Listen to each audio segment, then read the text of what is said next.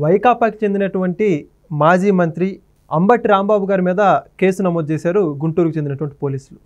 ఏదైతే నిన్నటి రోజున చూసుకుంటే వైఎస్ఆర్సీపీ పార్టీ తరఫున వెన్నుపోటు దినంగా నిరసన కార్యక్రమాలు నిర్వహించాలని వాళ్ళ అధినాయకుడు పిలుపునిచ్చిన నేపథ్యంలో గుంటూరులోని జిల్లా కలెక్టరేట్ కార్యాలయం వద్ద తన అనుచరులతో కలిసి స్థానిక పోలీసులతో వాగ్వాదానికి దిగినటువంటి నేపథ్యంలో పోలీసులు విధులకు ఆటంకం కలిగించిన ఉద్దేశంతో పోలీసులు కేసు నమోదు చేయడం జరిగింది.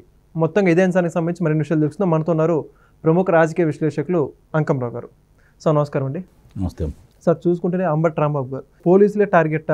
గతంలో విడుదల రజని గారు కూడా సీఏతో మాట్లాడడం కానీ, ఇప్పుడు చూసుకుంటేనేమో అంబటి రాంబాబు గారు నిన్న రోజున ఆ వీడియో కూడా బాగా వైరల్ అయిపోయింది. పోలీసులతో ఏ విధంగా పడితే ఆ విధంగా మాట్లాడుతున్నారు. అయితే దానికి సంబంధించి ఈరోజు పోలీసులు కేసు నమోదు చేశారు. మొత్తంగా ఈ వైఎస్ఆర్సీపీ నాయకులు గత కొద్ది రోజుల నుంచి పోలీసులనే టార్గెట్గా చేసుకుని ఎందుకుంటున్నారంటారు, ఏమంటారు? అంటే వాళ్ళ అధినాయకుడు చాలా స్పష్టంగా వాళ్ళకి చెప్పింది ఏందో నిన్న తెనాలి అయిన పర్యటన వివరాలన్నీ కూడా మనం ప్రత్యేకంగా చెప్పుకోవాల్సిన పని ఏం లేదు.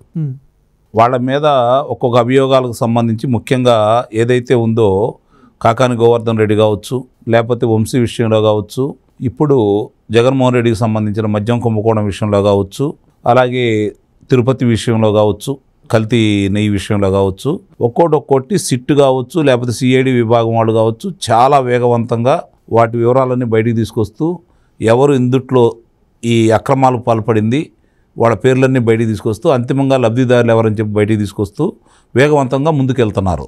దానికి తోడు కేంద్ర సహాయ సహకారాలతోటి రాష్ట్రంలో అభివృద్ధి కార్యక్రమాలన్నీ ముందుకెళ్తానే ఉన్నాయి. వాళ్ళు ఏదైతే విధ్వంసం చేశారో ఆ విధ్వంసాన్ని ఈరోజు వాటినన్నిటికీ గాయాలను మందు పూసుకుంటూ రహదారులు నిర్మిస్తూ ఉన్నారు. వీళ్ళు మరి పరిశ్రమలు తీసుకొస్తూ ఉన్నారు. ఇవన్నీ కూడా చర్చకు రావడంతో పాటు మొన్న కడపలో మహానాడు పెట్టి అద్భుతమైనటువంటి చాలా బాగా చేశారు కదా, అక్కడ బాగా విజయవంతం కూడా అయింది, అద్భుతంగా జరిగింది అక్కడ. మరి దాన్ని దృష్టిలో పెట్టుకొని ఇప్పుడు దాకా మా కడప మా రాయలసీమ అని చెప్పుకుంటున్న అక్కడ 45 స్థానాలు కూటమి ప్రభుత్వానికి ఇవ్వటం కూడా జరిగింది. 52 స్థానాలు ఉన్నాయి 4 రాయలసీమ జిల్లాల్లో, కడప, కర్నూలు, అనంతపురం, చిత్తూరు. దాంట్లో ఈరోజు 45 స్థానాలు కూటమి ప్రభుత్వం గెలుచుకోవడం కూడా జరిగింది. అంటే ఇక్కడ గమనించుకోవాల్సింది వాళ్ళ కోటలు బేటలు వారిపోతూ ఉన్నాయి. ముఖ్యంగా కడప జిల్లా వచ్చేతలకి 2014లో 9 స్థానాలు వచ్చిన వాళ్ళకి 2019లో 10 స్థానాలు వచ్చినాయి. ఈరోజు 3కే పరిమితం అయిపోయారు. అంటే అతని పరిస్థితి ఏంటో, అతని పరిపాలన ఏంటో స్పష్టంగా వాళ్ళకి అర్థమైపోయింది. ప్రజలు స్పష్టమైన తీర్పు ఇచ్చారు. ప్రజల తీర్పుకు అనుగుణంగా, ప్రజల యొక్క అభిప్రాయాలకు అనుగుణంగా, ప్రజల యొక్క మనోవాంఛ సిద్ధించే విధంగా ఈ కూటమి ప్రభుత్వం ముందుకెళ్లే క్రమంలో 5 సంవత్సరాల్లో ఆంధ్ర రాష్ట్రంలో వాళ్ళు చేసినటువంటి దుర్మార్గాలు కావచ్చు, దోపిడీలు కావచ్చు, దొంగతనాలకు సంబంధించిన విషయాలు కావచ్చు, అవన్నీ వెలికి తీస్తూ ఒక్కొక్కళ్ళని కారాగారంలో పెడుతూ వాళ్ళకి అసలు ఏమి మాటలు రానియకుండా చేస్తున్నారు. ఈ క్రమంలో భాగంగా అంబటి రాంబాబు కూడా ఈ మధ్య ఒక మాట అన్నాడు, గుర్తుందో లేదో. అతను ఏమన్నాడు, ఎందుకయ్యా అరెస్ట్ చేయాలనుకుంటే అర్ధరాత్రి వచ్చి తలుపులు కొట్టాల్సిన పని లేదు, చెబితే నేనే 4-5 జతల బట్టలు వేసుకొని వస్తాను అని చెప్పి అన్నాడు. అతని దగ్గరికి వస్తే ఒక వ్యక్తిని తీసుకొచ్చి అప్పచెప్పిన విషయం కూడా మనం కళ్ళ ముందు కనపడతానే ఉన్నాయి. అంటే అతనికి స్పష్టత అనేది ఒకటి ఉంది. ఈ క్రమంలో భాగంగా ఫ్రస్ట్రేషన్లో మామూలుగా బయట ఉంటే ఇవన్నీ మాట్లాడాల్సి వస్తుంది. ఈ విధంగా వాళ్ళ మీద ఏదైనా తిరగబడితే ఇలాంటి అభియోగాలు పెట్టి నన్ను కూడా లోన కూర్చోబెడతారన్న ఉద్దేశంతో ఆ విధంగా ప్రవర్తిస్తున్నారు మిగిలిన నాయకులు అని అయితే నేను భావిస్తున్నా. అందుట్లో మాజీ మంత్రులు వాళ్ళు మాట్లాడే విధానాలన్నీ చూసుకుంటూ ఉంటే వాళ్ళు మంత్రి పదవి నిర్వహించేసి వాళ్ళు రాష్ట్రానికి ఆదర్శంగా నిర్వహించిన వాళ్ళు, సరే గెలుపోవటంలో అనేది సహజం, వ్యతిరేకత ఉంటే ఓడిపోతారు ఉంటారు, అభిమానం ఉంటే గెలిపిస్తూ ఉంటారు ప్రజలు. మరి వాళ్ళు వ్యతిరేకత వచ్చింది కాబట్టి ఓడిపోయాం కాబట్టి అంతర్మథనాలను ఒకసారి చేసుకొని ఏం జరిగిందో సమీక్ష చేసుకొని ప్రజల మనోభావాలకు అనుగుణంగా నడుచుకోవాల్సిన బాధ్యత నాయకుల మీద అయితే ఉంటుంది. అవన్నీ మర్చిపోయి ఇంకా అసత్యాలని ప్రచారం చేస్తూ ఇంకా అది దబాయింపు. మనం చూస్తే విడుదల రజనీని చూసాము, మరి రోజా ఏ విధంగా మాట్లాడుతుందో చూస్తూనే ఉన్నాము, కారుమూరి నాగేశ్వరరావుని చూసాము, మరి ఇప్పుడు అంబటి రాంబాబు, మిగిలిన సిదిల అప్పలరాజు, వీళ్ళందరూ కూడా ఏ విధంగా మాట్లాడుతున్నారో కళ్ళ ముందు కనపడతానే ఉంది కదా. పేరుని నాని, వీళ్ళందరూ కూడా ఎందుకు ఇలా మాట్లాడుతున్నారని చెప్పి నిజంగానే ప్రజలు ఆశ్చర్యపోతూనే ఉన్నారు. ఏంటి ఎక్కడ జరుగుతుందో లోపం అంటే ఈ ప్రభుత్వం వాళ్ళ అదుపులో తీసుకోదన్న ధైర్యంతో ఈ విధంగా చేస్తున్నారా, ఇలా ఈ ప్రభుత్వం ఉదాసీనత అని చెప్పని వాళ్ళు భావిస్తున్నారు ప్రజలు. వాస్తవంగా ఏంటంటే ఆధారాలను స్పష్టంగా చూపించి వాళ్ళని అదుపులో తీసుకున్న తర్వాత బయటికి వెళ్లకుండా చూడాలని చెప్పని ఈ ప్రభుత్వం భావిస్తుంది. వాళ్ళు ఆలోచిస్తున్నారు, రాష్ట్రంలో లా అండ్ ఆర్డర్ లేదు, పరిశ్రమలో రావాలనుకున్నటువంటి పారిశ్రామికవేత్తలకి ఇక్కడ ఏదో అన్యాయం జరిగిపోతూ ఉంది, విధ్వంసాలు జరిగిపోతూ ఉన్నాయి, రౌడీజం పెచ్చిమిరిగిపోతూ ఉంది. ఈ విధమైన ప్రచారం చేసుకునే భాగంలో పరిశ్రమలు రానియకుండా చేయాలని చెప్పి ఇది ఒక ఎత్తుగడ. ఇవన్నీ కలిపి వీళ్ళు ఆడుస్తున్న నాటకాన్ని ప్రజలైతే క్షుణ్ణంగా గమనిస్తున్నారు. వాళ్ళు ఏం చెప్పినా నమ్మే పరిస్థితుల్లో ప్రజలు లేరు అని చెప్పని కూటమి పెద్దలు కూడా మెదలకుండా కూర్చోవద్దు.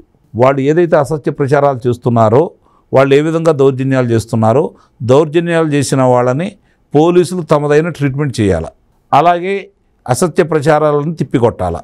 అసత్య ప్రచారాలు చేసేవాళ్ళని, ప్రభుత్వాన్ని కించపరిచే వాళ్ళని, వ్యక్తిగతంగా కించపరిచే వాళ్ళని వీళ్ళు చర్యలు తీసుకోవాల్సిన బాధ్యత అయితే వీళ్ళ మీద ఉంది. తీసుకునే విధంగా వీళ్ళు ముందుకు వెళ్ళాలని చెప్పి అయితే మనం అయితే భావించాలి. ఓకే, అంటే మరి ఇప్పుడు చూసుకుంటే అంత స్పష్టంగా వీడియో కూడా అందరూ చూడడం జరిగింది. పోలీసుల మీద ఏ విధంగా ఆయన వాగ్వాదాన్ని దిగాడు. గతంలో విడుదల రజనీ గారు కూడా పూర్తి వీడియో వచ్చేంత వరకు వాళ్ళు కళ్ళబొల్లి మాట చెప్పుకుంటూ వచ్చారు. ఇప్పుడు మళ్ళీ దీన్ని కూడా అక్రమ కేసు అని చెప్పేటువంటి ప్రయత్నం ఉందంటారా? అంతే కదా, వాళ్ళు సహజంగా అదే చెప్తారు కదా. రేపు పొద్దున ఓదార్పు యాత్ర మొదలవుతుంది దానికి. ఎందుకంటే ఇది బెట్టంలోనే మళ్ళీ వాళ్ళు వచ్చేస్తారు. ఆటోకళ్ళు నలుగురు, ఇటో 4 వస్తారు. ఆ జిల్లా వాళ్ళు, ఈ జిల్లా వాళ్ళు అందరూ కలిసి పేరుని నాని వీళ్ళందరూ వచ్చేస్తారు. ఈయన దగ్గర ఓదార్పు యాత్ర పెడతారు. ఆ తర్వాత ఇంకోళ్ళు ఉంటారు. వరుస క్రమంలోనే జరుగుతున్నాయి కదా. ఇక ఓదార్పు యాత్రలతో సరిపోయింది. ఇప్పుడు ఈ ఓదార్పు యాత్ర జగన్మోహన్ రెడ్డి సజ్జల రామకృష్ణారెడ్డికి అప్పచెప్పాడు. నాయకులను పరామర్శించే బాధ్యత సజ్జల రామకృష్ణారెడ్డికి అప్పచెప్పాడు. ఆయన మాత్రం ఎక్కడైనా చనిపోతే దానికి వాళ్ళని పరామర్శించడానికి వస్తాడు. అది కూడా గోండాలు అయి ఉండాలా, గతంలో హంతకులు అయి ఉండాలా, లేకపోతే ఈ గాంజా అమ్మేవాళ్ళు అయి ఉండాలా, గంజాయి సేవించి ప్రజలను ఇబ్బంది పెట్టిన వాళ్ళు అయి ఉండాలా. అలాంటి వాళ్ళని ఏదైనా అదుపులో తీసుకున్నా, లేకపోతే వాళ్ళు ఎవరన్నా చనిపోయినా, గొడవల్లో చనిపోయినా వాళ్ళని పరామర్శించడానికి మాత్రం అతను వస్తాడు. మిగిలిన నాయకులను పరామర్శించడానికి సజ్జల రామకృష్ణారెడ్డి నియమించాడని చెప్పి అయితే మనం భావించుకోవాలి. సార్, మరి అయితే చూసుకుంటే మొత్తానికి వెన్నుపోటు దినం సక్సెస్ అంటారా, ఏమంటారు దాని గురించి? వెన్నుపోటు దినం గురించి వాళ్ళ నాయకులు వాళ్ళు రావడం పెద్ద గొప్పే ఉంది. 39% వాళ్ళ ఓట్లు ఉన్నారని చెప్పుకుంటున్నారు కదా. మరి ఆ రేంజ్లో అయితే రాలేదు. కాకపోతే జనం వాళ్ళ చేతిలో ప్రసార మాధ్యమం ఉంది, పత్రికలు ఉన్నాయి కాబట్టి వాళ్ళు చేసుకునే ప్రచారం వాళ్ళు చేసుకుంటారు కూడా. కాకపోతే ఏంటంటే ఎందుకు ఆ కార్యక్రమాన్ని చేపట్టారు? వాస్తవంగా ప్రజల తీర్పుని అపహాస్యం చేస్తున్నారా, ప్రజల తీర్పుని అవమానిస్తున్నారా అని చెప్పని ప్రజలు చర్చించుకుంటూ ఉన్నారు. వాళ్ళు ఎలాంటి కార్యక్రమాలు చేయాలని అయితే నేనైతే కోరుకుంటున్నా. ఎందుకంటే ప్రజలకు ఇంకా ఈ ప్రభుత్వం చేసేదానికంటే కూడా వాళ్ళే చేస్తూ వాళ్ళ తప్పులు వాళ్ళే ఎత్తి చూపుకుంటూ ప్రజలకు ఇంకా విడమర్చి చెప్పుకునే విధంగా ముందుకు వస్తున్నారు. ఏ విధంగా ఎవరిని పరామర్శిస్తున్నారు, ఎలాంటి కార్యక్రమాలు చేపడుతున్నారు ప్రజలందరూ గమనిస్తున్నారు. కాబట్టి అతను వెన్నుపోటు దినాన్ని ప్రజలు ఓటు రూపేణా వాళ్ళకు పోటేశారన్న విషయం మర్చిపోతున్నారు వాళ్ళు. కాబట్టి వాళ్ళు ఏదో ప్రచారం చేసుకుంటున్నాము, ప్రతిరోజు చర్చల్లో ఉంటున్నాము, ఈ ప్రభుత్వం మీద మేము ఎగబడుతున్నాము, చూసారా అధికారులు మమ్మల్ని అదుపులో తీసుకోవాలంటే భయపడుతున్నారు, మేమే అధికారంలో రాబోతున్నాం అనే నినాదం ఇవ్వడం కోసం వాళ్ళు ఇలాంటి కార్యక్రమాలు చేపడుతున్నారు. రెండోది ఇందాక నేను చెప్పినట్టు పరిశ్రమలు రాకుండా చేయాలని వాళ్ళు ఆ విధంగా ప్రయత్నం చేస్తున్నారు. దీన్ని చూసి వాళ్ళ కార్యకర్తలు రెచ్చిపోయి ఈ ప్రభుత్వం మీద తిరగబడి విధ్వంసం చేస్తే వాళ్ళు అదుపులో తీసుకుంటుంటే దాన్ని అడ్డం పెట్టుకుని వాళ్ళు బయటకు వెళ్ళకుండా ఉంటారు. ఇది తప్ప రెండోది అయితే ఏం లేదు. జనం అయితే రాలేదని మనం ఎలా చెబుతాం, కానీ కొన్ని చోట్ల బాగా వచ్చారు, కొన్ని చోట్ల చౌచౌగా రావడం కూడా జరిగింది. ఏదైనా వాళ్ళు అనుకున్నది అయితే సాధించారు, అది మాత్రం వాస్తవం. Thank you sir. Please subscribe to Leo News for more videos.